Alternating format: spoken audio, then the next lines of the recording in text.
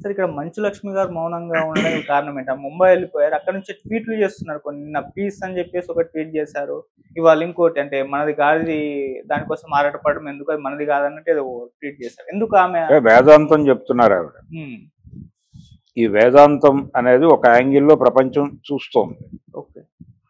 అంటే మోహన్ బాబు గారు ఇది మొత్తం నేను ఎక్వైర్ చేసిన ప్రాపర్టీ, దీనిలో ఎవరికై భాగాలు లేవు, నేను ఇవ్వాల్సిన అవసరం లేదు, ఇవ్వదలుచుకుంటే ఇస్తాను, అది భిక్ష మాత్రమే తప్ప హక్కు కాదు, మీకు భిక్ష వేసినట్టుగా భావించాలి తప్ప హక్కుగా మీరు పొందవలసినటువంటి వ్యవహారం కాదు. అయితే ఈ ఎపిసోడ్లో ఎంతో కొంత హక్కుదారు ఆవిడే, మంచు లక్ష్మి గారికే హక్కు ఉంటుంది. ఎందుకంటే రామారావు గారు తీసుకొచ్చినటువంటి చట్టం ప్రకారం వారికి దీనిలో హక్కు ఉంటుంది అనేది ఉంది. అయితే అక్కడ కూడా వీళ్ళు అది పర్సనల్ అక్వైర్ ప్రాపర్టీ కాబట్టి లేదని డినై చేయవచ్చు. కానీ ఒకవేళ ఆయన పిల్లలకి ఇవ్వదలుచుకుంటే విల్లు ఆల్రెడీ రాసేసాడని చెప్తున్నారు. విల్లులో ఉందా లేదా అనే విషయం మనకు తెలియదు, కానీ కొడుకులకు ఇచ్చినప్పుడు ఖచ్చితంగా అదే దామాషాలో కూతురుకు కూడా ఇవ్వాల్సి వస్తుంది చట్ట ప్రకారం. అందుకని ఆవిడ కొంత సేఫ్ జోన్ లో ఉంది. ఆల్రెడీ ఆవిడకి సెటిల్ చేశానని మాట వాడాడు ఆయన. ఫిల్మ్ నగర్ ఇల్లు మంచు లక్ష్మికి ఇచ్చేశాడు అని ఒక మాట ప్రచారంలో ఉంది. ఆ తర్వాత అక్కడికి వెళ్ళాడు ఆయన, ఇక్కడ బేకెట్ చేసి. అలాగే మంచు మనోజ్ వివాహానికి సంబంధించి ఒక వివాదం రైజ్ అయినప్పుడు ఈవిడే అతనికి సపోర్ట్ చేసి ఆ పెళ్లి జరగటానికి, మోహన్ బాబు గారు రావటానికి తనే అనుసంధానకర్తగా ఉండి తీసుకొచ్చి ఆ కార్యక్రమం నిర్విఘ్నంగా జరిపారు అనేది కూడా ప్రపంచానికి తెలుసు.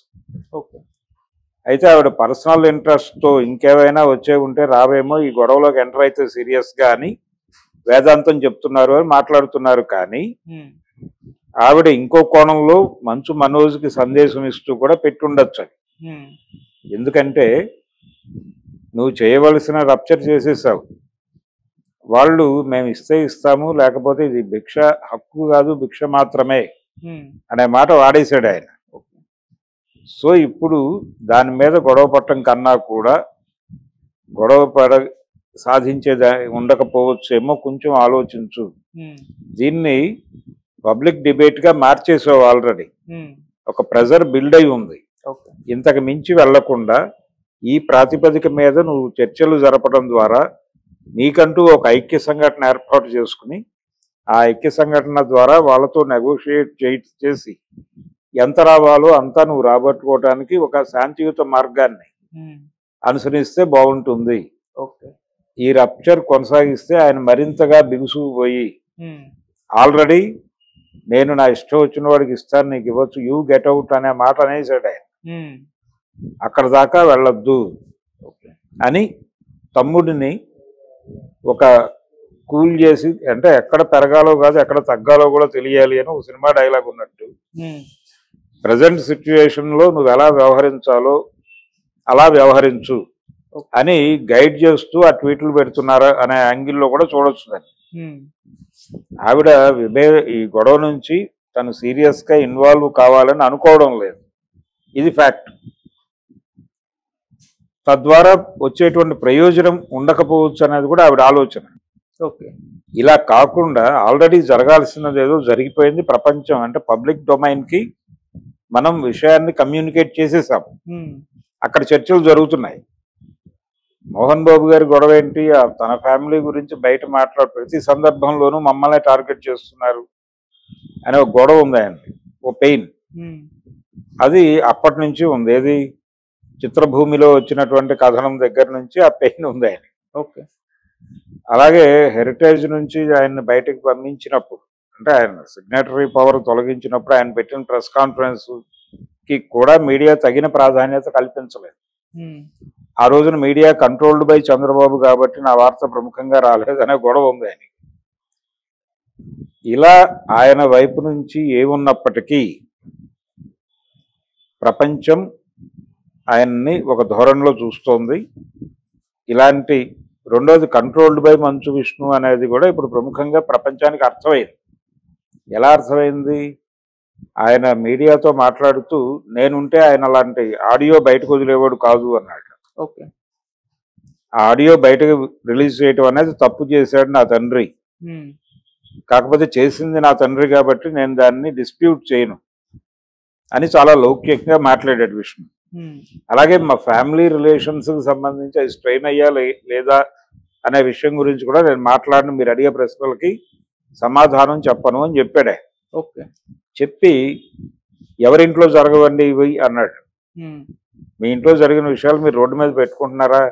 ఇలా పెట్టడం నాకు ఇష్టం లేదు, అలాగే మా తండ్రి గారికి కూడా ఇష్టం లేదు. కానీ నేను రావడం డిలే అవడంతో ఈలోపు ఆయన ప్రపంచం దృష్టిలో విషయాన్ని పెట్టేశాడు. ఓకే. నేనుంటే అది జరుగుండేది కాదు అనేది ఆయన నిన్న ప్రెస్ మీట్లో ఎస్టాబ్లిష్ చేసిన ఫ్యాక్ట్. తద్వారా మోహన్ బాబు కంట్రోల్డ్ బై విష్ణు అనే ఏ ఎలిగేషన్ అయితే మనోజ్ చేస్తున్నాడో దానిలో ఫ్యాక్ట్ ఉంది అనేది ప్రపంచం దాని నుంచి అర్థం చేసుకుంది. ఓకే. విష్ణు ప్రెస్ మీట్ నుంచి ఇన్ని గందరగోళాల మధ్య కొంచెం తగ్గి నెమ్మదిగా మోహన్ బాబుని కంట్రోల్లోకి తీసుకుని, లేదు మోహన్ బాబుకి ఆల్టర్నేటివ్ ఏమిటి అనేది చెప్పి ఈ డిస్ప్యూట్కి కారణాలు ఏమిటో నెమ్మదిగా అర్థం చేయించి ఆయన నుంచి ఏ లాభం పొందాలని ఎప్పుడు అనుకుంటున్నావో ఆ లాభం పొందు. ఓకే. అంతే తప్ప ఇప్పుడు క్రూడ్గా వెళ్ళటం వలన అవతల వాళ్ళు మరింత ప్లాన్డ్గా నిన్ను దూరం గెంటుతారు. అందుకని ఇప్పుడు నువ్వు ఇమ్మీడియట్గా పూర్తి శాంతి మార్గంలోకి వెళ్ళిపో, టైం ఇవ్వు, నెమ్మదిగా నెగోషియేట్ చేయి. ఎవరితో? ఈ జరిగిన వ్యవహారంలో నీకు అన్యాయం జరిగింది అనే విషయం ఎవరైతే ప్రాపర్టీ ఇవ్వనన్నాడో ఆ వ్యక్తికి అర్థం చేయించే ప్రయత్నం చేయి. ఓకే. అలా సాల్వ్ చేసుకో తప్ప దీన్ని డిస్ప్యూట్ చేయడం వల్ల నీకు పూర్తి లాభం జరగకపోవచ్చు, నీది ఆత్మగౌరవ పోరాటమే అయినప్పటికీ అనేది ఆవిడ ఇండికేట్ చేస్తోంది ఇతను. ఓకే. మనోజ్కి. తద్వారా ఆవిడ కూడా ఎస్టాబ్లిష్ చేయదలుచుకున్న ఫ్యాక్ట్ ఏంటంటే our father is not our control, ఆయన్ని టోటల్గా మంచు విష్ణు గారు కబ్జా చేశాడు అనే విషయాన్ని ఆవిడ కూడా ఎస్టాబ్లిష్ చేస్తుంది. ఇవన్నీ ఉండటం వలన ఈజీగా మార్క్ చేయగలుగుతున్నారు మోహన్ బాబు. ఇది ప్రాబ్లం. ఇప్పుడు పిల్లలకి సంబంధించి ఆయన తనదైన క్రమశిక్షణ అనే మాట ఎక్కువ వాడతాడే. అవును. ఈ క్రమశిక్షణ అనేది వాడటం, అలాగే అవతల వాళ్ళ మీద చేయి చేసుకోవటానికి సంబంధించి కూడా ఆయన ఆ వీడియోలో చెప్పాడు. సినిమాలకు సంబంధించి షూటింగ్లప్పుడు నేను చేయి చేసుకున్నాననే వార్తలు ఉన్నాయి ప్రపంచంలో, కానీ వాళ్ళు సహకరించకపోవడం వలన, డబ్బులు తీసుకుని కూడా సహకరించకపోవడం, ఒక హీరోయిన్ మీద చేయి చేసుకున్నాడనే మాట కూడా ఉంది. సాక్షి శివానంద్ ఎవరో అంటే ఆయనతో కలెక్టర్ గారి సినిమాలో నటించిన అమ్మాయి, ఈయన ఏదో సందర్భంలో చేయి చేసుకున్నాడనే ఒక బయటకి అధికారికంగా రాలేదు కానీ ఒక ప్రచారం ఉంది. ఇలా చిత్తూరు జిల్లా కలెక్టరేట్ మీద దాడితో మొదలు పెడితే చాలా విషయాలు పేపర్కి ఎక్కేసిన వార్తలే ఉన్నాయి ఆయన మీద, ఆయన ట్రాక్ రికార్డుకు సంబంధించి. అందుకని ఇదే ధోరణి, ఇదే బుల్డోజ్ చేసే ధోరణి ఆయన కుటుంబ సంబంధాల్లో కూడా ప్రవేశపెట్టి ఉంటే దాని విష పరిణామమే ఇది. దీనికి అంటే ఆయన మధ్య వాళ్ళ అబ్బాయితో చేసినటువంటి ఒక సినిమా ఉంది, మంచు విష్ణు నటించిన సినిమాలో బ్రాహ్మణ సామాజిక వర్గం మీద కొన్ని సెటైర్లు ఉన్నాయి. సెటైర్ మాత్రమే, కామెడీ కోసం చేసినటువంటి కొన్ని సన్నివేశాలు ఆ సమూహాన్ని ఇబ్బంది పెట్టి వాళ్ళు వాటిని తొలగించమని అడిగారు. ఆ నిర్మాత దర్శకులు అంగీకరించలేదు. దాని మీద వాళ్ళు గాయపడి మోహన్ బాబు ఇంటి ముందు ధర్నా చేసినప్పుడు వాళ్ళ మనుషుల్ని, అంటే ఇదే ప్రైవేట్ ఆర్మీ ఆ రోజున కూడా, వాళ్ళు అటాక్ చేసినప్పుడు వీళ్ళు బయటికి వెళ్ళి ప్రెస్ మీట్ పెట్టి తిట్టారు. ఆయన జొన్నవిత్తులు లాంటి వాళ్ళు ఆ సందర్భాన్ని ఉటంకిస్తూ వాళ్ళ శాపమే ఇప్పుడు తగిలి ఇలా కొట్టుకుంటోంది అని కూడా వ్యాఖ్యానాలు చేస్తారు. అయిపోయింది స్టోరీ. ఇలా ఆయనకున్న ట్రాక్ రికార్డు వలన ప్రపంచం అంతా కూడా విషయాన్ని ఆ కళ్ళజోడులోంచి చూస్తోంది. అది ఇప్పటికైనా ఆయన తెలుసుకోవడం మంచిది. ఈ వివాదం ఆల్రెడీ కోర్టు పరిధిలోకి వెళ్ళిపోయింది. లీగల్గా ఆల్రెడీ అంటే ఇక్కడ రాచకొండ సిపి గారు ఇద్దరికి సీరియస్గా వార్నింగ్, ముగ్గురికి ఫర్దర్గా విచారణకు హాజరు కావాల్సి ఉంటుంది 24th ఆయన. మోహన్ బాబు గారు. ఒకవేళ ఆరోగ్యం బాగోకపోతే మళ్ళీ పిటిషన్ వేసుకుంటాడు, మన రామ్ గోపాల్ వర్మ గారు వేసుకున్నట్టుగా. బహుశా ఆ వివాదం దృష్టిలో పెట్టుకునే మంచు విష్ణు గారు మర్యాదపూర్వకంగా సిపి గారిని కలిసి కోర్టులో ఇష్యూ అయిన పేపర్స్ ఏవో అక్కడ సమర్పించుకుని బయటపడ్డాడు ఆయన.